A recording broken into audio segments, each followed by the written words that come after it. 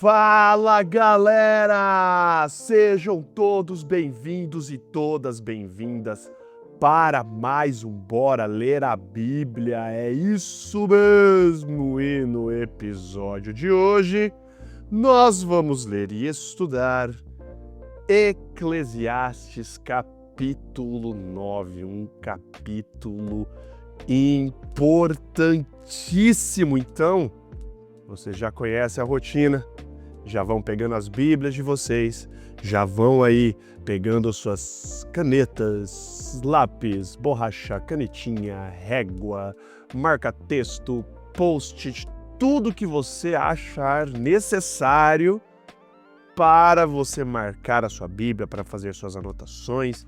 Enfim, hoje nós vamos aí anotar bastante, então já sugiro realmente que vocês peguem aí coisas para escrever. Já vai se ajeitando no teu sofá, na tua cadeira, na tua poltrona, na cama, no carro, na moto, no trampo, onde quer que você esteja acompanhando esse podcast neste momento. Pega a sua bebida favorita, teu café, teu chá, tua água, teu suco, teu refri, teu Red Bull, enfim, porque dentro de instantes nós iremos começar o estudo de Eclesiastes capítulo 9.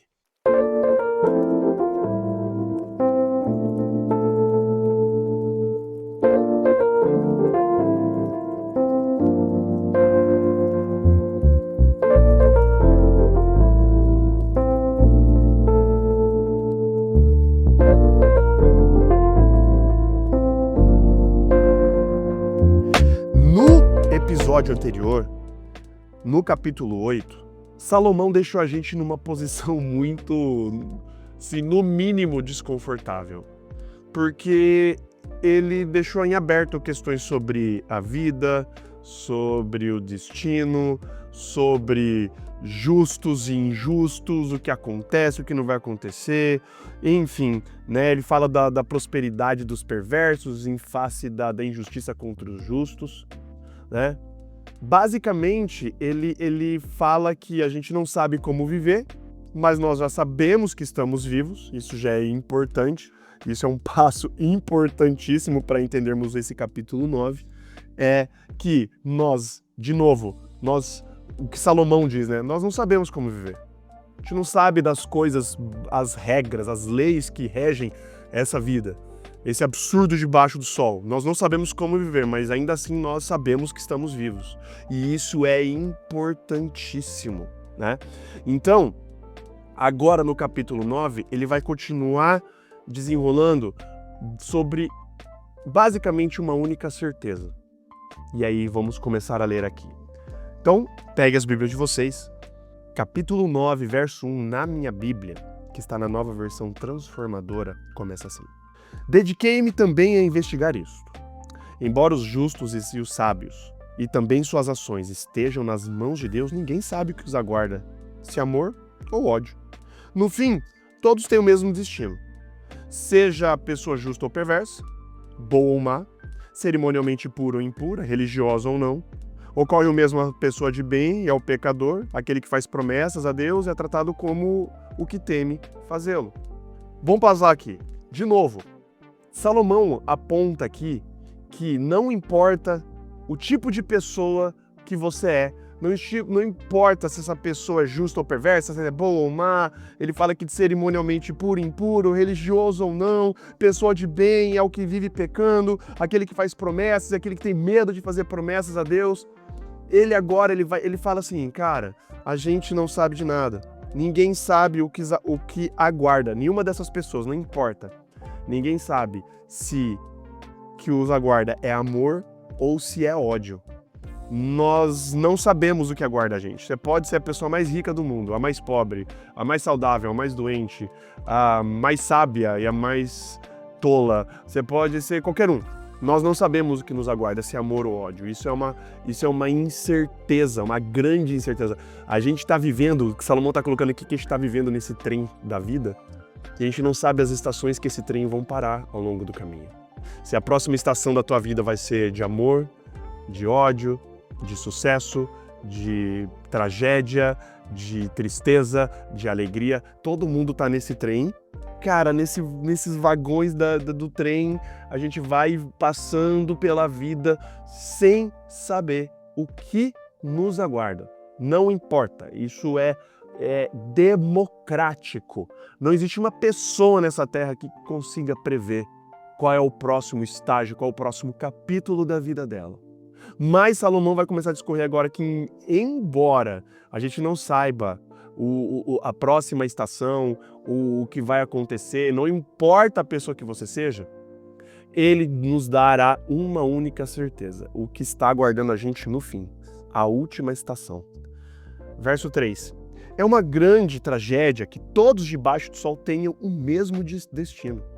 Ou seja, ele está falando aqui, ó, nessa jornada da vida, nessa longa estrada da vida, vou correndo e não posso parar. Então ele vai falar assim, cara, nessa longa estrada da vida, embora a gente não saiba as estações, os percalços, nós não sabemos quais são os próximos capítulos, todos têm o último destino, final, a finaleira, o último. Ele sabe que ele trata isso como uma grande tragédia, né? E já vai dizer por que ele considera isso uma tragédia, né? Ele considera isso uma tragédia. Ele fala assim, continuando o verso 3, né? Além disso, o coração das pessoas está cheio de maldade. Elas seguem seu próprio caminho de loucura, pois não há nada adiante o quê? Senão a morte. Só para os vivos há esperança. Ele coloca aqui esperança para quem está vivo. E ele compara a morte com uma tragédia. Cara, é uma tragédia. Todos têm o mesmo destino, ele fala debaixo do sol. E ele considera isso uma tragédia, que é o que? A morte. E ele fala que só para os vivos existe esperança. Como dizem, ele abre aqui um dito, né? Melhor ser um cão vivo do que um leão morto. E aqui vem o verso 5. Os vivos pelo menos sabem que vão morrer, mas os mortos nada sabem. Já não têm recompensas para receber e caem no esquecimento.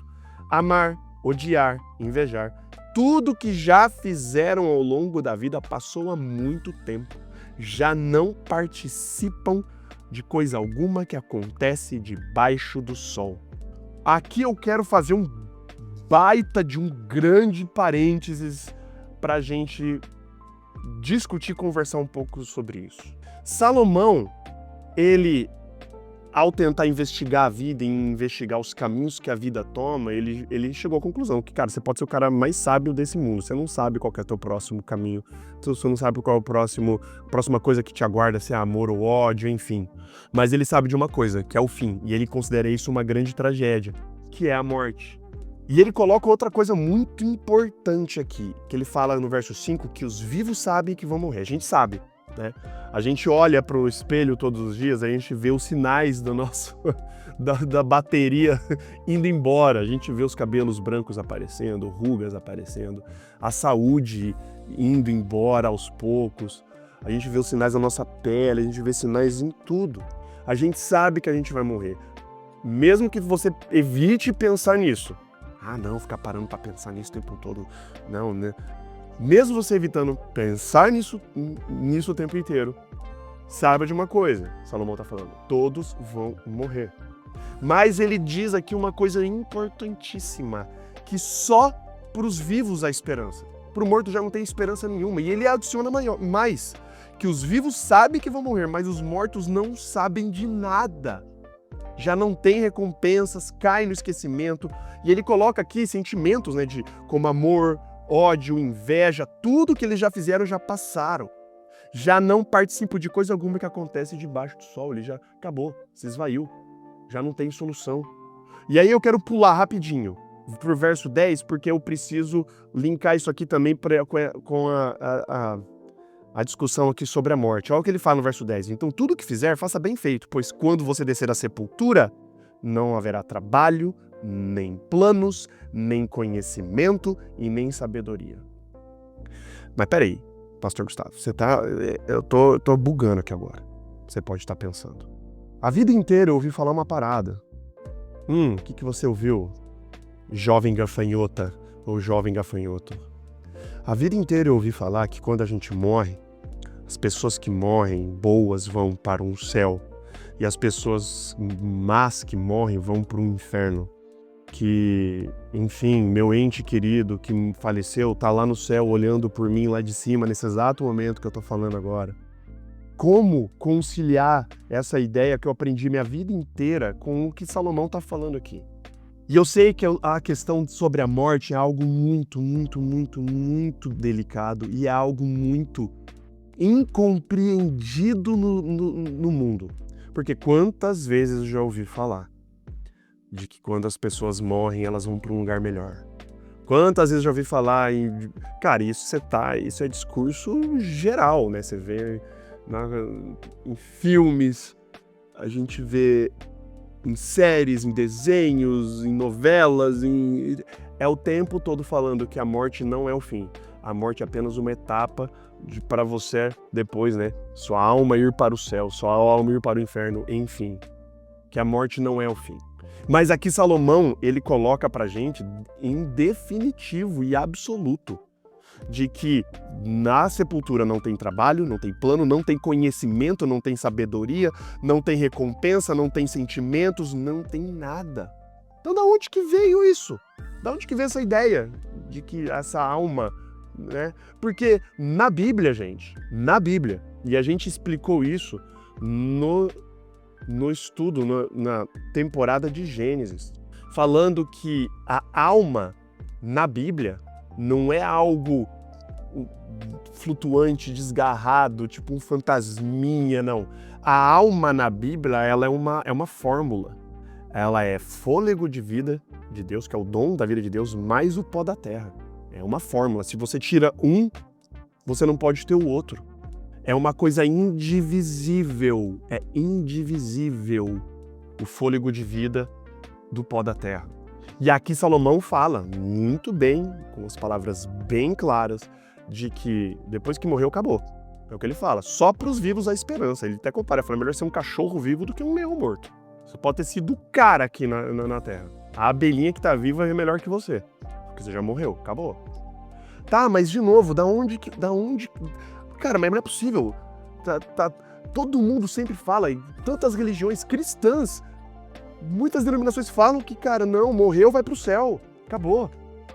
Da onde que veio essa ideia? Essa ideia eu vou resumir aqui muito, né? Isso dá pra gente fazer, assim, falar horas a respeito disso. Basicamente, essa ideia veio de Platão, filosofia grega. Platão, ele chega a algumas conclusões, ele fala que... Ele começava a pensar, por Platão, né? Ele fala dessa divisão entre corpo e alma, e ele fala desse mundo das ideias e o nosso mundo aqui, físico. Então Platão achava que o mundo físico, que é imperfeito e mutável, né, que muda o tempo todo, enquanto o mundo das ideias ou das formas ele é perfeito e eterno. E Platão, né, ele chegando a essa conclusão, né, estudando Sócrates, ele fala assim, pô, mano, não é possível que a gente possa compreender esses conceitos abstratos, né, tipo justiça, beleza, bem e mal. Então essa minha alma, essa parte das ideias deve pertencer a um mundo ideal, um mundo não físico, um mundo que a gente não consegue tocar, que é o que ele chama de mundo das ideias. Então para ele o nosso corpo era uma prisão para a alma. O nosso corpo, que é material, que é físico, imperfeito, imutável, ele serve como um obstáculo. O nosso corpo é uma prisão para a alma, que quando a gente morre, esse corpo físico morre, essa prisão da alma, ela se desgarra. Essa prisão se desfaz e a alma agora, ela volta para o mundo das ideias. E isso, gente, essa ideia de Platão arrebentou. Essa filosofia arrebentou com o conceito bíblico de vida, morte, alma e tudo mais. Arrebentou, gente. É só você olhar para o lado e ver como que o mundo trata a morte. E eu entendo, obviamente, do ponto de vista agora 100% humano, sem ir para a Bíblia, sem nada, esse nosso anseio para tentar mostrar que a morte não é o fim. Porque a gente não foi feito para morrer. A gente luta com isso. Mas se a morte não fosse o fim, né? Vamos parar para pensar agora racionalmente, né? Por que isso seria, cara, por que Jesus teve que vir morrer para que a gente pudesse viver eternamente? Né? Se a morte não fosse definitiva, cara, A morte não seria uma consequência, A maiúsculo, a consequência da morte, a consequência do pecado, né? A morte seria mais alguma outra coisa. Tá, mas, Pastor Gustavo, se a gente vai analisar o texto bíblico, né? A Bíblia, sem interferências filosóficas ou teológicas externas, o que a Bíblia fala sobre a morte? Primeira coisa, a morte ela é tratada como um sono, né? Um estado de inconsciência total.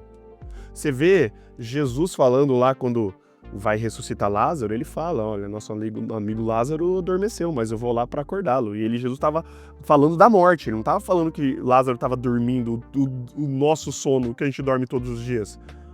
Jesus deixa claro que a morte é como um sono e que a única solução para ela é a ressurreição. Ele compara, não eu, nem outra pessoa, Jesus compara a morte com um sono. De novo, segundo a Bíblia, os mortos não têm consciência. Nós acabamos de ver aqui em Eclesiastes que os mortos não sabem de nada, acabou, não tem esperança para quem está morto, acabou todos os feitos dele. Por isso que Salomão fala, né, tudo que vier às suas mãos faça bem feito. Porque quando você descer para a sepultura, quando você morrer, acabou, zerou, não tem esperança, game over, até Jesus voltar, acabou, né? A esperança, biblicamente, a única esperança para a morte, a única solução para a morte é a ressurreição. O próprio apóstolo Paulo, grande Paulo, ele fala lá em 1 Coríntios 15, 17 e 18, ele fala assim: e se Cristo não ressuscitou, é vã a nossa fé, e ainda estáis em pecado, então também os que dormiram em Cristo estão perdidos. Aqui o Paulo deixa claro que sem ressurreição os mortos permaneceriam sem esperança. Assim, mesmo para os que dormiram, ele fala, mesmo os que dormiram em Cristo estão perdidos se Jesus não tivesse ressuscitado. Jesus, ele é o contexto que Paulo estava falando lá para os coríntios. Então Paulo que também deixa claro que a morte, quem morre, está morto, enterrado em consciência absoluta, porque você já não existe mais. E é por isso que a gente tem tanta dificuldade de entender, porque a morte é a não existência, né? A morte é você deixar de existir. A gente não sabe como é não existir. Simplesmente é não existir. Mas a gente luta com isso porque a gente quer existir. A nossa mente finita e pecadora luta contra a ideia da não existência. Mas a Bíblia, gente, não deixa margem de dúvida. Se você for honesto, honesta ao estudar a palavra de Deus sem interferência nenhuma de filosofias externas ou teológicas externas e for para a Bíblia, pura e simples palavra de Deus, que é o que a gente deveria fazer sempre, a Bíblia não deixa margem para dizer que nossos entes queridos que morreram estão lá, viraram uma estrelinha, estão lá no céu junto com Jesus. A única esperança para a morte, gente, primeiro, é você aceitar Jesus Cristo como seu Senhor e seu Salvador. Acreditar que Ele morreu e ressuscitou.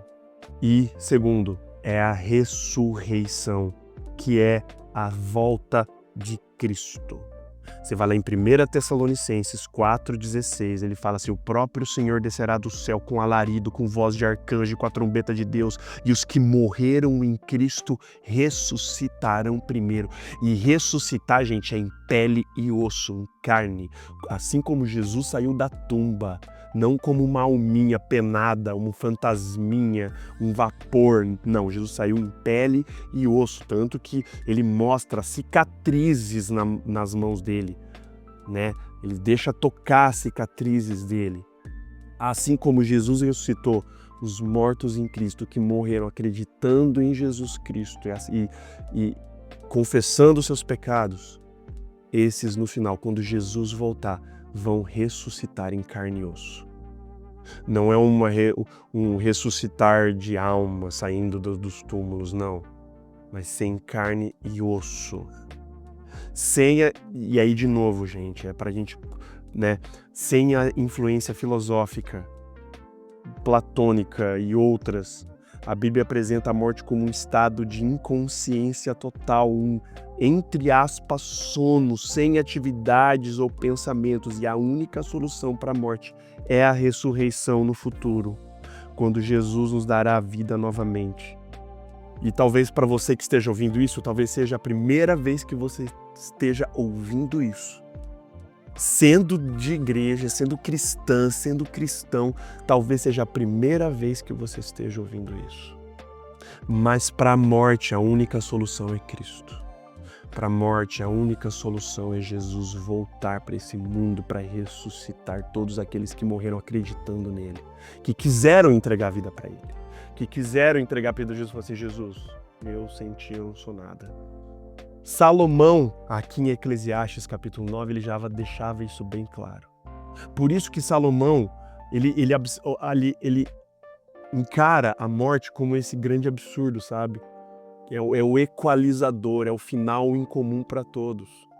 E ele encara isso como uma tragédia, que está lá no verso 3, é uma grande tragédia. Se existisse algo pós a morte, isso não seria uma tragédia. Ele ia falar assim: bom, então, para os que são justos aqui, entregaram o caminho a Deus, depois que morre, né? Não, para ele é uma tragédia, por quê? Porque ele vê que todo mundo, você pode ter vivido uma vida aqui com a Bíblia debaixo do braço, de uma religiosidade impecável, você vai morrer igual o perverso.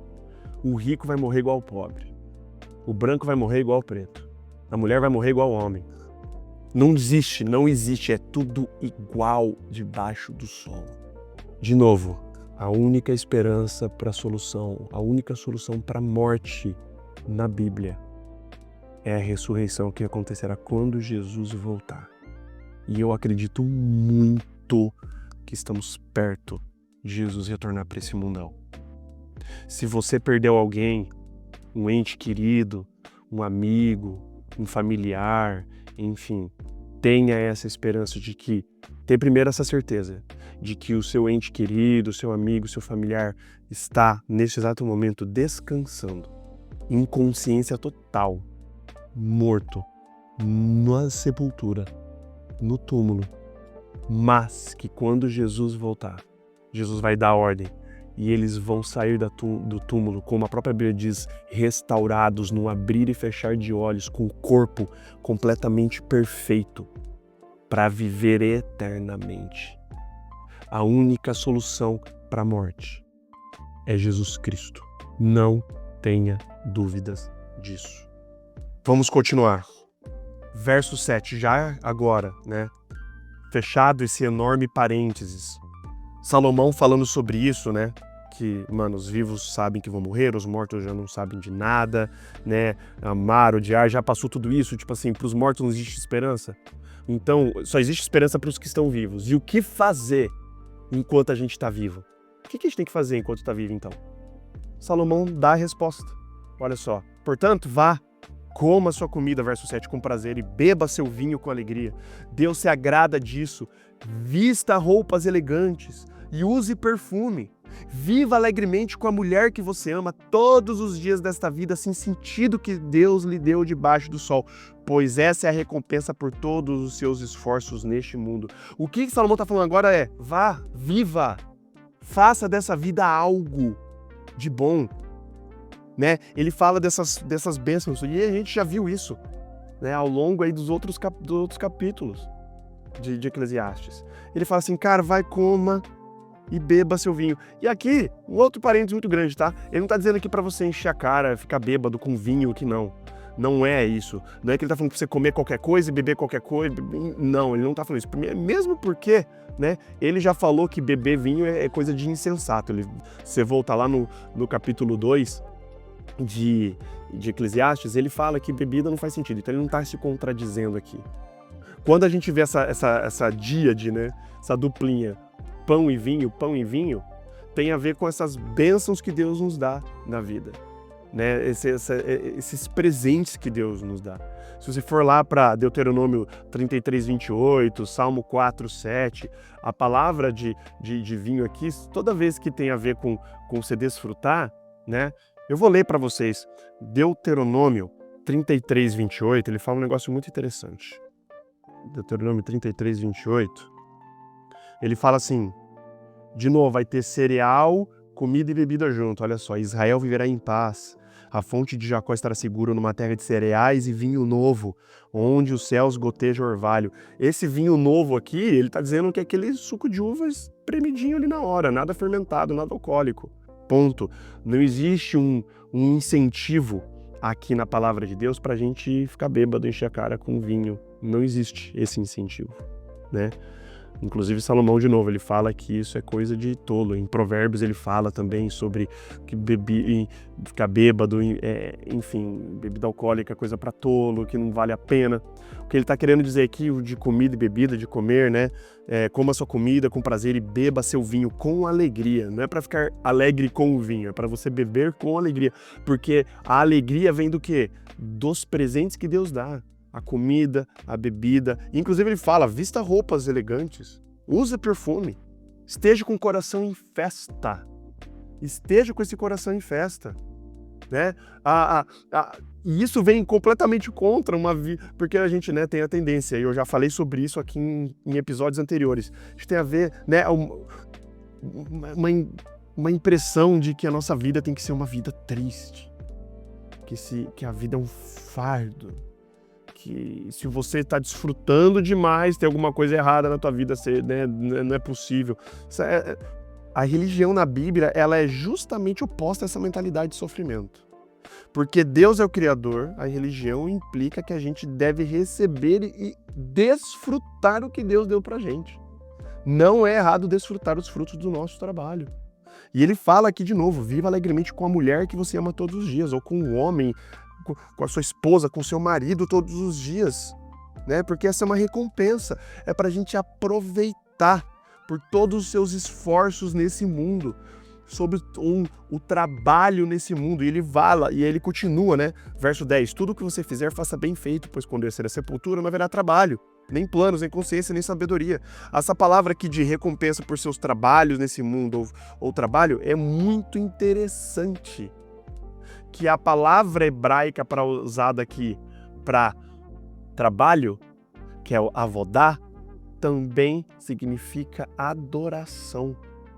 Então esse trabalho que ele fala aqui, tudo que você fizer, faça bem feito. Tudo que você tiver, faça, ou outras traduções, né? Faça conforme as suas forças. Essa palavra trabalho deve ser encarada também até como uma adoração.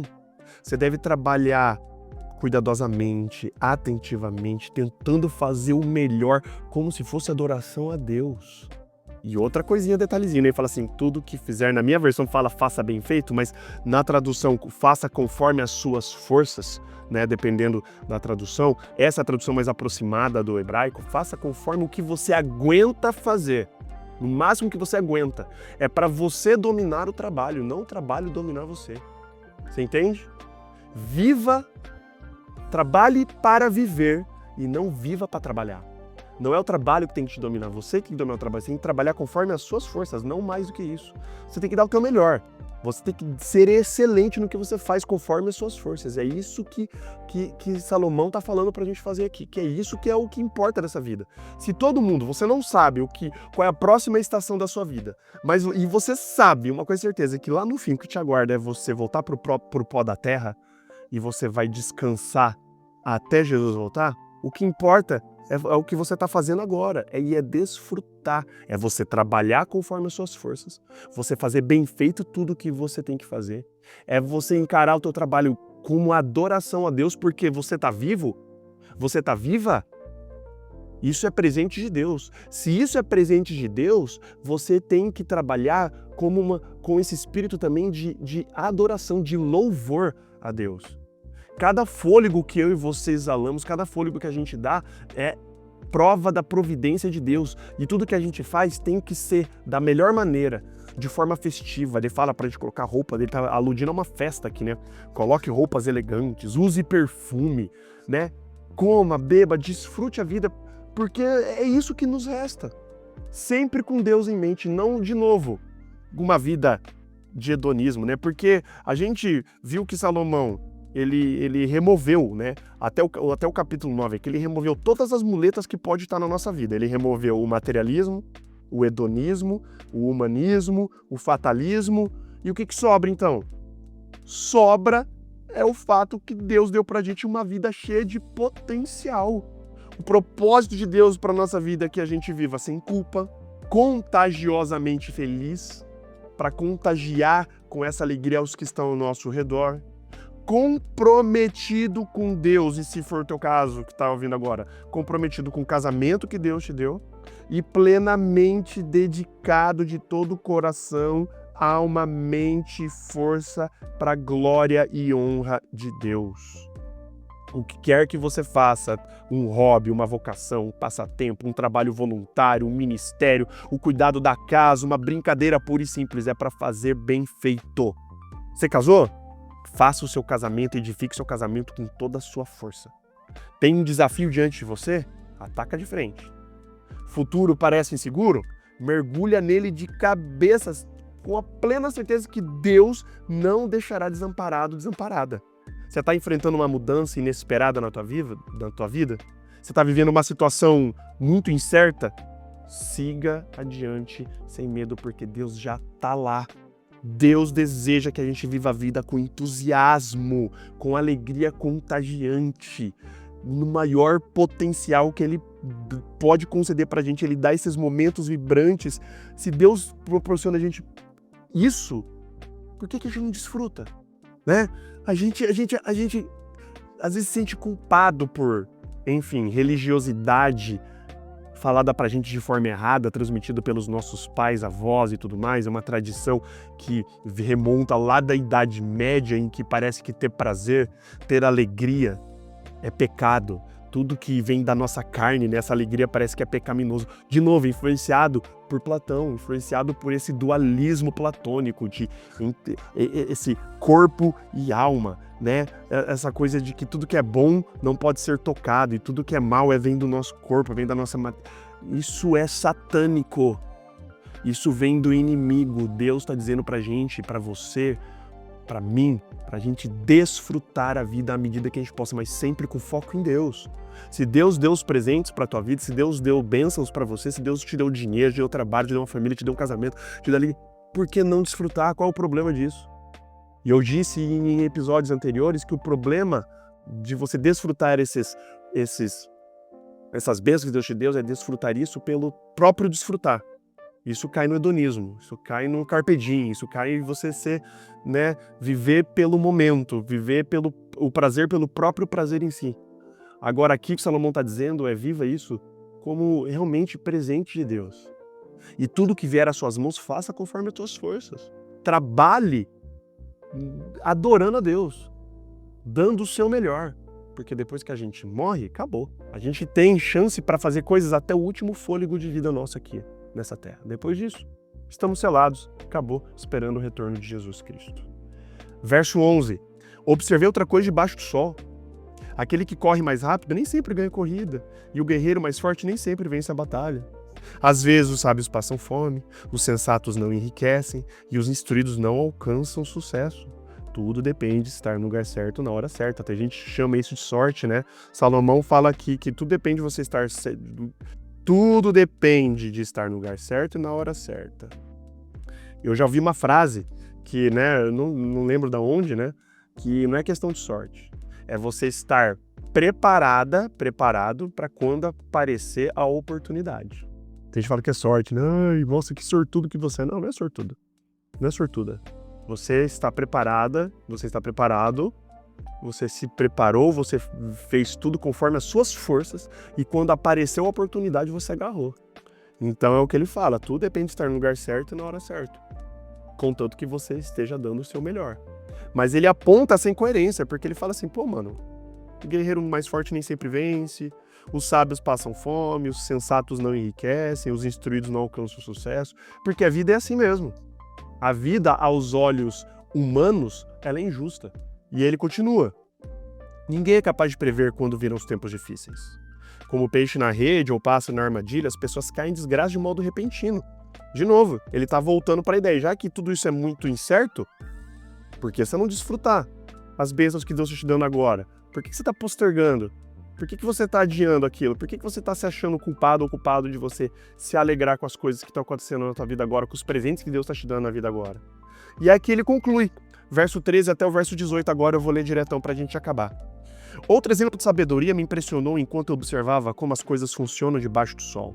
Havia uma cidade pequena com poucos habitantes e um grande rei veio com seu exército e a cercou. Um homem sábio, mas muito pobre, usou sua sabedoria para salvar a cidade, olha só. Depois, porém, ninguém se lembrou de lhe agradecer. Por isso pensei, embora a sabedoria seja melhor que a força, o sábio é desprezado quando é pobre. Suas palavras logo são esquecidas. Verso 17. É melhor ouvir as palavras calmas da pessoa sábia que os gritos do rei tolo. É melhor ter sabedoria que armas de guerra, mas um só pecador destrói muitas coisas boas. Salomão aqui conclui tudo, se você pegar do verso 13 até o verso 18, ele falando, né, já continuando a linha de raciocínio anterior, que ele fala que aquele que corre mais rápido nem sempre ganha a corrida, que o guerreiro mais forte nem vem sempre a batalha. Ele fala assim que, embora a sabedoria seja melhor que a força, o sábio é desprezado. O que ele está falando aqui pra gente o importante não é muito sobre o que você conseguiu ou o que você conquistou aqui. Porque você pode ser a pessoa mais boa do mundo e vai passar uma vida inteira sem ser reconhecido. E se você buscar a sua vida inteira o reconhecimento de outras pessoas, muitas vezes você vai se frustrar. Porque a vida não é sobre o que você conseguiu ou conquistou, é sobre quem você é. Por isso que ele termina aqui, é melhor ouvir as palavras calmas da pessoa sábia do que os gritos do rei tolo. É melhor ter sabedoria que armas de guerra. É melhor você ser sábio do que você fazer guerra. É melhor você ser do que ter. É melhor você ter essa essência, esse coração alegre, festivo, agradecido a Deus. É melhor você ser sábio, ser pobre do que ser rico e tolo. De novo, a essência é sempre melhor. Salomão está falando aqui, não adianta você, porque a vida aqui embaixo do sol é absurda. Não faz sentido, porque você pode ser a pessoa mais sábia e ser desprezado. Você pode ser a pessoa mais perversa e as pessoas ainda pagarem pau para você. Dito isso, então o melhor não é você conquistar e fazer coisa, é melhor você ser a essência, porque é o que o coração é o que Deus está vendo. Você pode ser a pessoa mais boazinha do mundo à vista de todo mundo. A hora que você entra, só você sabe como você é quando você está sozinha, sozinho dentro da sua casa. É isso que vale, é isso que importa, é isso que Deus quer mudar na tua vida. Quando Deus muda o nosso coração, aí sim as coisas começam a refletir para o externo. É mudar o interno para refletir para o externo e não vice-versa. O seu coração, você tem que permitir que Deus habite o teu coração para você transbordar isso de dentro para fora. Isso é autenticidade, é isso que Salomão está querendo dizer aqui. O que importa não é o que você conseguiu ou conquistou, o que você tem conquistado. E são coisas boas, mas não é isso que importa. Salomão está falando que o que importa é quem você é, de fato. Como você está encarando a vida. O que você acha de Deus? Você está encarando essas bênçãos de Deus e você está fazendo o melhor? Porque você não sabe qual vai ser a próxima coisa que pode acontecer. Ele fala no verso 12, ninguém é capaz de prever quando virão os tempos difíceis. Então, já que você não tem como prever, você tem aproveitado, porque a vida pode mudar de uma hora para outra. E o que vai importar, na verdade, é quem você é e o que você tem acreditado, se você tem se firmado em Deus ou não. É isso que vai, no final das contas, importar. Beleza, gente? Nossa, hoje foi um estudo da hora, hein? Eu gosto, sempre gostei de falar de Eclesiastes 9 para as pessoas que estão perto de mim. É um capítulo para mim que ele é, sim, importantíssimo, não só para que o Eclesiastes, mas para a vida, né? Então eu espero que vocês tenham gostado, né, desse estudo de hoje. Se é a primeira vez que você está ouvindo este podcast, seja bem-vinda, seja bem-vindo. Meu nome é Gustavo Ferelli, sou pastor, professor, missionário e podcaster nas horas vagas. Esse é um projeto chamado Bora Ler a Bíblia, de estudo diário da Palavra de Deus. Cada dia um episódio diferente, de um capítulo diferente, de um livro que nós estamos estudando, e nessa temporada estamos estudando o livro de Eclesiastes, livro maravilhoso, né? E, enfim, Estamos em todas as plataformas, estamos aí no Apple Podcast, estamos no Amazon Music, estamos no Spotify, estamos no Deezer, estamos no Google Podcasts.